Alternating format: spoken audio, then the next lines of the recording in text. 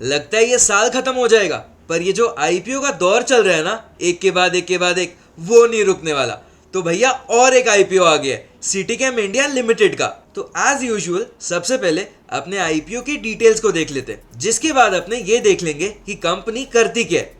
उसके बाद कंपनी के फाइनेंशियल्स को देख लेंगे, फिर वैल्यूएशंस भी देख लेंगे कि कंपनी किस वैल्यूएशंस पर ये आईपीओ लेकर आ रही है, करंट ग्रे मार्केट प्रीमियम क्या चल रहा है, और फाइनली मैं इस आईपीओ में अप्लाई करने वाला हूं या नहीं, सब कुछ इस एक वीडियो में जानते हैं। सबसे पहले आईपीओ की टाइमलाइन। तो ये आईपीओ फ्राइडे को यानी कि 27 दिसंबर को खुलने वाला है और 31 दिसंबर यानी कि ट्यूसडे को क्लोज हो जाएगा। इस आईपीओ की अलॉटमेंट आपको 1 जनवरी यानी कि न्यू ईयर के दिन अनाउंस हो जाएगी।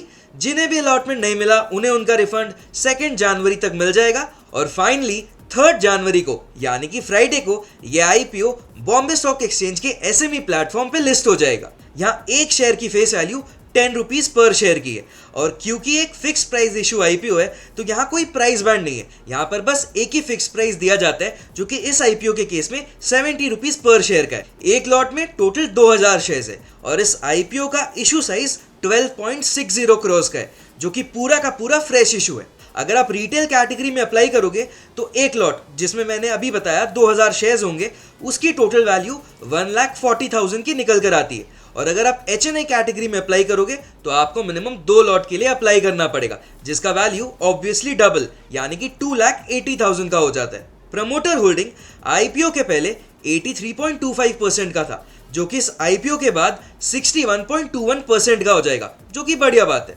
अब चलो ये जान लेते हैं कि कंपनी करती क्या है। तो ये कंपनी जिसकी शुरुआत 1992 में ही हो गई थी, ऑर्गेनिक और इनऑर्गेनिक केमिकल्स, बल्क ड्रग्स और फूड केमिकल्स में डील करती है। ये कंपनी ना बेसिकली थर्ड पार्टी सप्लायर से ये सारे प्रोडक्ट्स को खरीद कर आगे बेचती है। इस कंपनी के जो प्रोडक्ट्स है ना वो काफ़ी सारे इंडस्ट्रीज में यूज आते हैं, जैसे कि steel industry, textile industry, paper, dairy, paints, dyes, soap making, pharmaceutical, foods और एडेसिव्स।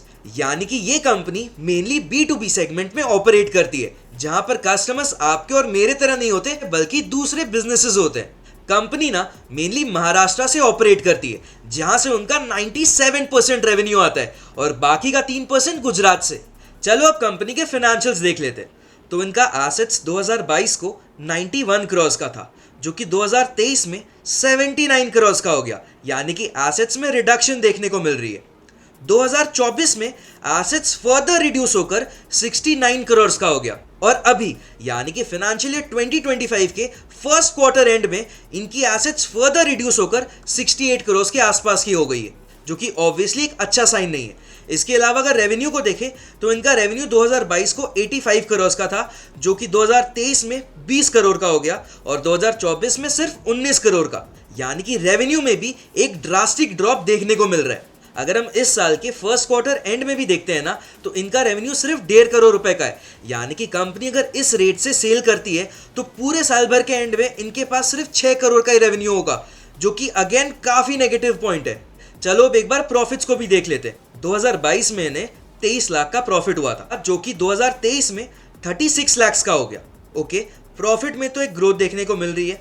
2024 में यही 36 लाख का प्रॉफिट 1 करोड़ 11 लाख का हो गया, जो कि पिछले साल के कंपैरिजन में 3 गुना से भी ज्यादा का है।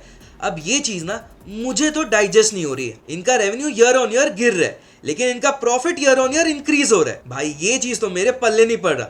आपकी रेवेन्यू रिड्यूस हो रही है बट आप प्रॉफिट्स इंक्रीज किए जा रहे हो, गजब है। चलो अब ये देख लेते हैं कि इस साल में फर्स्ट क्वार्टर एंड में इन्हें कितने का प्रॉफिट हुआ है। तो जैसा कि आप देख पा रहे हो इन्हें सिर्फ 20 लाख का प्रॉफिट हुआ है, यानी कि पूरे साल भर का निकाले तो लगभग 80 लाख का प्रॉफिट निकल कर आ रहा है, जो कि अगेन पिछले साल के कंपैरिजन में रिड्यूस ही हुआ है। मुझे पर्सनली ये फाइनेंशियल्स नहीं जम रहा, बट खैर आगे बढ़ते हैं। इनका reserves as at the first quarter end करीब 2.5 करोड़ के आसपास का है और इनकी बोरोइंग लगभग 1 करोड़ के आसपास की है। तो अगर overall debt to equity ratio देखें तो ये 0.15 का निकल कर आ रहा है, जो कि ठीक है। एज सच यहाँ कोई टेंशन की बात नहीं है। इनका रिटर्न ऑन इक्विटी 15% का है और इनका रिटर्न ऑन कैपिटल एम्प्लॉयड 21% का, जो कि अगेन डिसेंट है।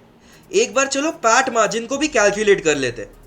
तो 2022 में इनका पैट मार्जिन 23 लाख का प्रॉफिट और 85 करोड़ का सेल, यानी कि यार ये तो बहुत ही कम है। करीब 0.30% के आसपास का निकल कर आ रहा है। 2023 में इन्हें 36 लाख का प्रॉफिट हुआ 20 करोड़ का सेल करके, मतलब ऑलमोस्ट 2% का प्रॉफिट मार्जिन। ठीक है, थोड़ी सी इंप्रूवमेंट देखने को मिल रही है इनकी प्रॉफिट मार्जिन में, बट ऑब्वियसली अभी भी काफ़ी कम है। 2024 में इन्हें 1 करोड़ 11 लाख का प्रॉफिट हुआ है 19 करोड़ का सेल करके, यानी कि ऑलमोस्ट 5-6% का मार्जिन। ठीक है, यानी कि इनकी प्रॉफिट मार्जिन तो इंप्रूव हो रही है। चलो अब फर्स्ट क्वार्टर एंड में कैसा परफॉर्मेंस था वो भी देख लेते हैं। तो इन्हें 20 लाख का प्रॉफिट हुआ है 1.5 करोड़ के सेल पे, तो ये तो करीब 13% का मार्जिन निकल कर आ रहा है। तो जो मार्जिन 2022 को 1% का भी नहीं था, वो 2023 को 2% के आसपास पहुंचता है, 2024 को 5 से 6% के बीच में रहता है, और 2025 के फर्स्ट क्वार्टर एंड में सीधा 13% का हो जाता है। मैं बोल रहा हूँ कुछ तो अजीब हो रहा है यहाँ पे। खैर चलो अब वैल्यूएशंस देख लेते हैं। तो कंपनी ना 47 करोड़ 60 लाख के वैल्यूएशन पर यह आईपीओ लेकर आ रही है, यानी कि इनका प्री आईपीओ पी 31.3 का निकल कर आ रहा है। अब ये पी ज़्यादा है या कम वो तो तभी पता चलेगा जब हम इनका पीयर कंपैरिजन करेंगे। तो चलो एक बार पीयर कंपैरिजन करते हैं। तो इन्होंने अपने आरएचपी में 2 लिस्टेड कॉम्पिटिटर्स का नाम मेंशन किया है, एक तो शंकरलाल रामपाल डाई केमिकल्स और एक विनाइल केमिकल्स। सबसे पहले अगर पी रेशियो को देख लेते हैं तो इन तीनों में सबसे कम पी निकल कर आ रहा है विनाइल केमिकल्स का, जो कि 30.31 का है, और सबसे ज़्यादा पी है शंकरलाल रामपाल डाई केमिकल्स का, जो कि 91.33 का है। कंपनी का पी जैसा कि अभी हमने देखा 31.3 का निकल कर आ रहा है, यानी कि पी के मामले में कंपनी ठीक ठाक वैल्यूएशन पर लिस्ट होने जा रही है। बहुत ज़्यादा महंगा भी नहीं है और बहुत ज़्यादा सस्ता भी नहीं है। Price to book value ratio की ओर अगर देखें तो कंपनी का price to book value ratio 14.5 का है, और सबसे ज़्यादा price to book value ratio इन तीनों में विनाइल केमिकल्स का है, जो कि 63.66 का है। तो ठीक है भाई, price to book value ratio अपने कॉम्पिटिटर्स के मुकाबले सबसे कम है, तो ठीक है, वैल्यूएशंस ठीक ठाक ही लग रही है। रिटर्न ऑन नेटवर्थ सबसे ज़्यादा विनाइल केमिकल्स का है, जो कि 18.71% का है, और सबसे कम शंकरलाल रामपाल डाई केमिकल्स का है, जो कि 6.59% का है। 15.42% का रिटर्न ऑन नेटवर्थ है सिटी केम इंडिया लिमिटेड का, जो कि डिसेंट है। ईपीएस की अगर बात करूं, यानी कि एक शेयर पे कंपनी अपने शेयर होल्डर को कितना कमा कर दे रहे हैं, तो यहाँ भी सबसे ज़्यादा ईपीएस विनाइल केमिकल्स का है, जो कि 11.91 का है, और सबसे कम शंकरलाल रामपाल डाई केम का, जो कि 1.02 का है। कंपनी का ईपीएस 2.24 का है, जो कि अगेन ठीक ठाक है, कुछ बहुत खास नहीं है, क्योंकि इसी के कॉम्पिटिटर विनाइल केमिकल्स का ईपीएस 11.91 का है। चलो अब ये देख लेते हैं कि कंपनी जो 12 करोड़ रुपए इस आईपीओ से रेज करने जा रही है, उन पैसों से आखिर कंपनी करेगी तो करेगी क्या। तो कंपनी ना इन पैसों से कुछ प्रॉपर्टी वगैरह खरीदने वाली है। इसके अलावा कंपनी कुछ व्हीकल्स भी खरीदने का प्लान कर रही है, और बाकी के बचे कुछ पैसे वही सेम घिसा पिटा जनरल कॉर्पोरेट पर्पस और इस इशू के एक्सपेंस को मीट करने के लिए।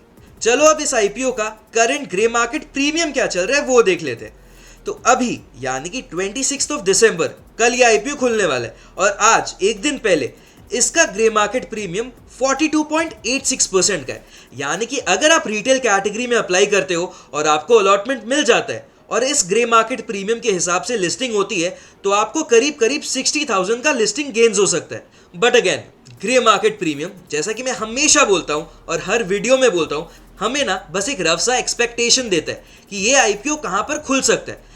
एक्चुअल में ये आईपीओ इससे भी ऊपर या इससे भी काफ़ी नीचे खुल सकता है, तो वो बात ध्यान में रखना। और एक बात, क्योंकि ये एसएमई आईपीओ है तो यहाँ रिस्क कंपैरेटिवली बहुत ज़्यादा होता है, क्योंकि यहाँ लॉट्स में डीलिंग होती है। मतलब आप खरीदने भी जाओगे तो आपको लॉट्स में खरीदना पड़ेगा, मतलब मिनिमम 1,40,000 देकर, और अगर आप बेचने भी जाओगे तो भी आपको मिनिमम 2,000 शेयर्स एक साथ बेचना पड़ेगा। इसीलिए हो सकता है कि आपको बायर्स रेडिली ना मिले और लिक्विडिटी इश्यूज के कारण आपको अपना शेयर बेचने में दिक्कत हो। रही बात मैं इस आईपीओ में क्या करने वाला हूं, तो मैं इस आईपीओ में अप्लाई नहीं करने वाला हूं। रीजन बहुत ही ज्यादा सिंपल है, सेक्टर काफी ज्यादा कॉम्पिटिटिव है, उसके ऊपर इनके फाइनेंशियल्स काफी डामाडोल लग रहे हैं। ऊपर से पता है इनका 95% रेवेन्यू सिर्फ 5 कस्टमर से आता है, यानी कि उनमें से अगर एक भी चला गया तो इनके रेवेन्यू में और भी ज्यादा एडवर्स इंपैक्ट देखने को मिल सकता है। ऊपर से कंपनी और उनके डायरेक्टर्स के खिलाफ टोटल 35 क्रिमिनल केसेस पेंडिंग है। तो भैया मैं तो ऐसी कंपनी से दूर ही रहूंगा। बट ऑब्वियसली हर वीडियो की तरह ये वीडियो भी किसी भी तरीके से कोई रेकमेंडेशन नहीं देती। ये वीडियो सिर्फ और सिर्फ एजुकेशनल पर्पस के लिए थी एंड आई एम श्योर इस वीडियो को देखकर आपको काफी कुछ सीखने को मिला होगा। अगर हाँ तो कमेंट सेक्शन पे जरूर बताना, और अगर वीडियो अच्छा लगा तो सब्सक्राइब किए बिना मत जाना, ताकि मैं आगे भी आपके लिए ऐसी और इंफॉर्मेटिव वीडियोस लाता रहूं।